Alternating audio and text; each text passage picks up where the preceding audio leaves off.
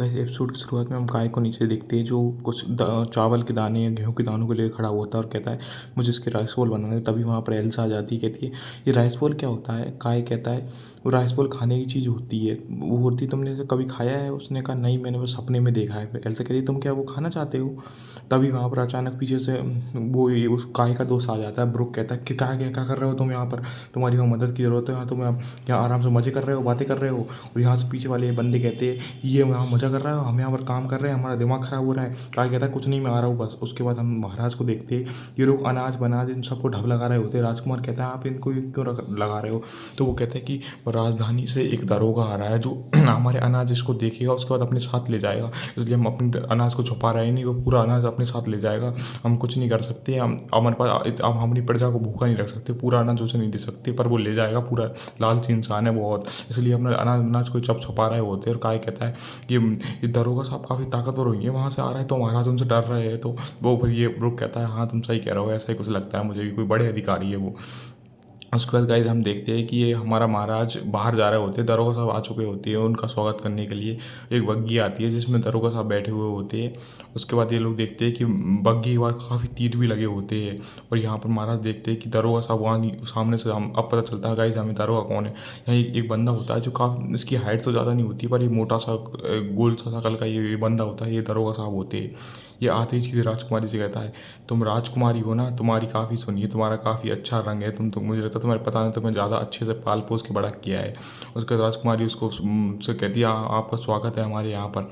उसके बाद कहती है मैं लड़ना भी जानती हूँ, और वो कहती लड़कियों को तो घर का काम करना चाहिए, लड़ने में ज़्यादा ध्यान नहीं देना चाहिए, दरोगा साहब कहते हैं उस राजकुमारी से। और वो हमारे दरोगा साहब कहते हैं कि राजकुमार तुम्हें अर्धमानव को मानना चाहिए यहाँ पर, तुम कुछ नहीं किसी काम के नहीं है। वो कहता है ठीक है सर मैं ऐसा ही करूँगा। वहाँ पर एक और बंदा आया होता है गाइस, उसके थोड़े कपड़ों में थोड़ा खून लगा होता है, इन लोगों ने वो देखा नहीं होता है। और ये कहता है मैं मठ से हूँ, मठ एक अलग राज्य, वहाँ से मैं यहाँ पर आया हूँ। उसके बाद आवाज़ कहता है आपका भी स्वागत है। और यहाँ पर ये दरोगा साहब को अनाज की फैक्ट्री में ले जाती है। दरोगा साहब कहते हैं यहाँ पर अनाज इतना कम हुआ है, मुझे लगता है तुम्हें ढंग से काम करना नहीं आता है तुम्हारे गाँव वालों को। और यहाँ पर महाराज माफ़ी मांगते हैं, कहते हैं नहीं मुझे माफ़ कर दीजिए, इस बार पैदावार हो नहीं पाई। और हमारे फिर दरोगा साहब कहते ऐसा तो नहीं है तुम मुझसे कुछ छुपा रहा है। वो कहता है ऐसा कुछ नहीं, मुझे माफ़ कर दीजिए। उसके बाद यहाँ पर राजकुमारी गुस्से में हो जा रही होती है, पिताजी आपने उनसे कुछ कहा क्यों नहीं, वो इतना आदेश चला रहे हैं उनके से, उन्हीं का राज है, अपने आप को समझते क्या है वो। पर महाराज कहते हैं नहीं, वो राजकुमारी तुम्हें तमीज़ से बोलना चाहिए, वो बड़े अधिकारियों से तमीज़ से बोल थोड़ा। उसके बाद गाइस हम देखते हैं कि यहाँ पर वो हमारा मठ से जो इंसान आया होता है, जो काय से मिलता है वहाँ पर, काय उससे मिलता है। और वो काय से कहता है तुम तो वही बनते हो, तुम्हारे बारे में मैंने काफ़ी सुना है कि तुमने बहुत सारे त्रिफल खा लिए। वो कहता है हाँ मैं वही उद्रपल खाने, मेरा नाम काय है। और वो मठ वाला इंसान भी कहता है हाँ मुझे भी, मेरे पास भी तुम्हारी जैसी ही पावर से, मुझे भी ऐसे ही पावर मिलती है द्रपल खा के। मतलब ये तो भूदेव नहीं है गाइस, पर उसे पावर ऐसे ही मिली थी, उसने भी द्रपल खाया था। हम देखते हैं दरोगा साहब के लिए बहुत अच्छा खाना और सब टेबल वेबल सजाई होती है, पर दरोगा साहब तो बहुत अकड़ में होते हैं। यहाँ पर सब उसके उनका वो कर रहे होते हैं, क्या नाम है, स्वागत। और दरोगा साहब कहते हैं मैं 2-3 दिन यहीं रुकूंगा इन सबसे। वो ये कहते कुछ नहीं कर पाते। ये बंदे कहते हैं कि इसकी दरोगा की वजह से हमें और कम खाना मिल रहा है, ये बहुत गुस्सा आ रही है। और यहाँ पर ये मठ वाला इंसान महाराज के पास से मिलता है और कहता है आपका स्वागत, सॉरी आपका शुक्रिया है मुझे यहाँ पर रखने के लिए। महाराज कहते हैं तुम्हें झुकने की जरूरत नहीं है, इसमें कोई मेरा कुछ नहीं किया है। और गाइस हम रात हो जाती है, हम काय को फिर से दिखते, काय हमारी अनुमा से मिलने जाता है वहाँ पर। अनुमा से कहता है कि क्या चल रहा है, आप ठीक हो तुम। वो कहती है हाँ महाराज आप ठीक हो, आप कल आए नहीं थे, आज काफ़ी दिनों बाद आए। वो कहते हैं हाँ मैं ऐसे ही आया था।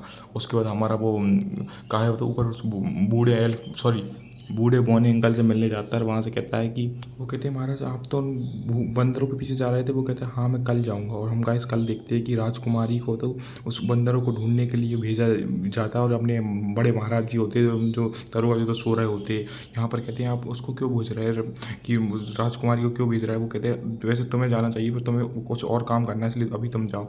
हम देखते हैं यहाँ पर एल्सा आई होती है और काय के पास, और कहती है लो मैंने तुम्हारे लिए राइस बॉल बना दिए, मैंने गेहूँ इनको उबाल के ऐसे गोले बनाए। और वो कहता है हाँ तुम्हारा शुक्रिया, ये बिल्कुल वैसे ही दिख रहा है। और एल्सा कहती है लो लो जल्दी ले लो, उन्हें ले जाओ अपने साथ सफ़र में, उन्हें खा लेना और कैसे लगे मुझे बताना। उसके बाद काय उन्हें थोड़ा देखता है और एल्सा का शुक्रिया करके लेने जाता है वहाँ पर।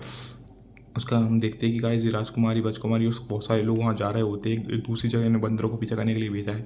तभी यहाँ पर ये हमारा ये मत्स्य आया होता है, इसका नाम पुजारी होता है, सब लोग उसे पुजारी कहते हैं। यहाँ पर राजकुमारी कहती है कि यार गाइस तुम्हें एक बात बताओ, लड़कियों को लड़ना नहीं चाहिए। वो कहती है कुछ नहीं ऐसे राजकुमारी कह के कुछ नहीं बोलती। तभी एक बंदा वहाँ दौड़ के आता है और कहता है कि यहाँ पर देखो आगे बहुत सारे बंदर मरे हुए पड़े हैं, जिन बंदरों को ने पीछा करना था सारे बंदर मरे हुए पड़े होते हैं एक गाँव के बाहर।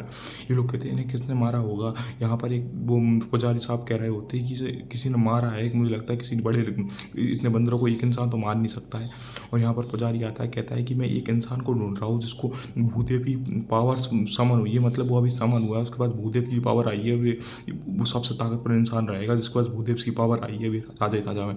और काय सोचता है, काय को तो आपको तो पता ही है गाइस ये पावर्स काय को मिली होती है। वो कहता है ये तो मेरे बारे में ही बात कर रहा है, इसलिए मुझे ही ढूंढ रहे हैं ये। उसके बाद गाँव में आगे जाते हैं जहाँ पर थोड़ी आग जल रही होती है, ये सोचते हैं यहाँ हुआ क्या है। तभी वहाँ पर होते एक बड़ा सा मंदिर सा होता है, मतलब घर सा होता है जहाँ पर ये लोग मरे हुए होते हैं। यहाँ पर गोट वाले समुदाय के लोग होते हैं जो मरे हुए पड़े होते हैं, इनके सींग कटे हुए होते हैं, लगता है कि इनके सींग बहुत महंगे बिकते हैं इसलिए चुरा लिए होते हैं। एक बड़ा सा घर होता है जिसके अंदर हमारे पुजारी जी और काय अंदर जाते हैं, पर पुजारी अपने हाथ से आग जला देता है। काय बिल्कुल भी नहीं सोचता, पुजारी सोचता है कि ये बंदा सोखा क्यों नहीं, इसने आग देख के मैंने अपने हाथ से आग जला दी, उससे कोई फर्क नहीं पड़ा। पर काय के पास खुद ही पावर है, इसलिए पुजारी जी को भी पता नहीं है ना। पुजारी जी वहाँ पर एक वो पत्थर पर कुछ लिखा होता है, सब अक्षरों को पढ़ने लगते। तभी अंदर से उन्हें एक लड़की, जो भी गौड़ समुदाय की लड़की होती है जो मरी पड़ी वो पाती है, उसके सींग बहुत बड़े होते हैं। इससे पता चलता है ये यहाँ की राजकुमारी है और ये मर चुकी होती है गाइस ये। और इसे देख के लोग कहते हैं कि फिर पुजारी जी राजकुमारी से बात करते हैं कि मुझे लगता है कि इसी ने सबको सारे बंदर इसको मारा है, क्योंकि देखो ये लड़ते लड़ते मरी है, इसके शरीर पे इतने सारे घाव से मुझे दिख रहे हैं, उसकी छाती पे भी एक घाव है और आप इसकी तलवार को भी देख सकते हैं, जो अंदर वो सुअर पड़ा था उसकी छाती पे इसी तलवार से वार किया गया होता है। और गाइस थोड़ा सा हमें सीन दिखाया जाता है कि इसी राजकुमारी ने इन सबको मारा गया होता है, जितने भी हम सुअर्स होते हैं। राजकुमारी अकेले इनसे लड़ी होती है, लड़ते लड़ते ये अपने गाँव वालों को बचाते बचाते राजकुमारी मर जाती है। ये बातें सारी बातें पुजारी इन सबको बताता है। ये सब सुन के वो काफ़ी शौक होते हैं कि हाँ मतलब राजकुमारी ने अपनी जान मतलब लड़ते लड़ते दे दी। ये राजकुमारी कहती है ये मुझे भी ऐसा ही बनना है कि अपने देश को, अपने राज को बचाते बचाते इसने अपनी जान दे दी। अपने जितने भी और लोग थे इसके गाँव के, उन सबको भागने का रास्ता इसी ने दिया। जब तक इनसे लड़ रही थी सारे गाँव के लोग यहाँ से भाग गए। फिर ये लोग उन जितने भी लोग होते हैं राजकुमारी के साथ उस कब्र में वहाँ दफना देते हैं, वहाँ पर अलग जगह। और यहाँ पर उसके लिए थोड़ा सा 2 मिनट का मौन व्रत रखते हैं। उसके बाद हमारा ये लोग आपस में बातें करते हैं कि अब हमें क्या करना है। तभी हमारा काय कहता है कि मुझे आगे जाना चाहिए, आप लोग, मेरी स्पीड आप लोगों से काफ़ी ज़्यादा है, मैं आप लोगों से जल्दी आगे जा सकता हूँ यहाँ पर। और सब लोग एग्री होते हैं और हमारा ये पुजारी जी भी कहते हैं ठीक है काय, मैं तुम पे भरोसा करता हूँ और तुम आगे जा सकते हो। अब यहाँ पर देखते हैं कि ये बौने लोग ही समुदाय में बूढ़े अंकल और ये बात कर रहे होते हैं कि ये हमारी तरफ कुछ सुअर्स आ रहे हैं। इन दोनों को पहले ही पता चल गया होता है, ये आपस में बात कर रहे होते हैं, कहते हमें पहले ही, जब तक भूदेव हमारे महाराज नहीं आते हमें अकेले ही उनका सामना करना पड़ेगा। और यहाँ पर काय ने इसलिए आगे जाने के लिए कहा था क्योंकि वो बंदर जहाँ पर वो बौने लोग रहते हैं वहीं उसी तरफ जा रहे होते हैं, इसलिए काय उन्हें बचाने के लिए उनकी तरफ। और गाइस इसी के साथ हमारा 5वां एपिसोड खत्म होता है। मिलते हैं नेक्स्ट एपिसोड में जल्दी।